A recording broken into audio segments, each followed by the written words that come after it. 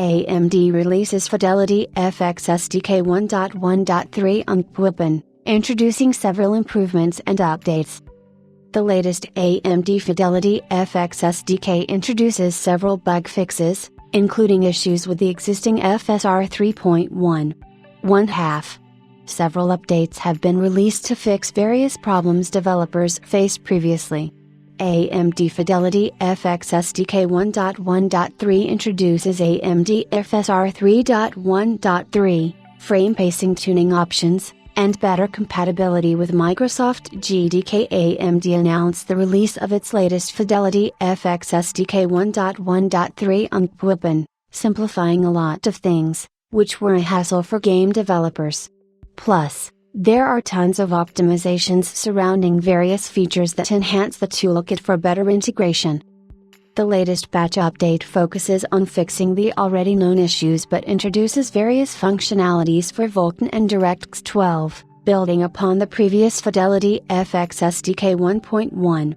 Apart from these, the newer SDK increases compatibility with the Microsoft Game Development Kit for Xbox consoles and desktop platforms. Here are the key changes in the FidelityFX SDK 1.1.3. Frame interpolation backend improvements. The update brings general cleanup and optimizations in the frame interpolation backend, improving the performance and reliability of interpolation algorithms. This enhances the frame transitions, particularly in games using the FidelityFX Super Resolution 3. Vulkan-specific updates. These include the letterbox changes, removal of Vulkan binding shifts, RAM query, and queue selection and behavior. These deal with various aspects of Vulkan, including pipeline handling, shaders compilation, RAM usage, and GPU queue selection for rendering.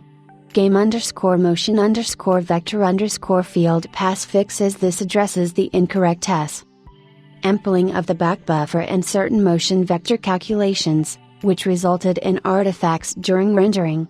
Framework enhancements. Apart from some general framework updates to improve the stability, the SDK introduces typeless format support in DX12/GDK and separate back buffer and HUD-less formats to allow developers to render HUD elements separately from the back buffer to improve visual clarity. Debugging and performance tuning. More debug lines are added for pacing tests to analyze and optimize frame pacing. It also exposed the frame pacing tunings to fine-tune the frames. Bug fixes. Some smaller bug fixes here and there, including typos and minor inconsistencies. Also resolved a deadlock issue in the update tile mappings function, which was previously resulting in rendering freeze.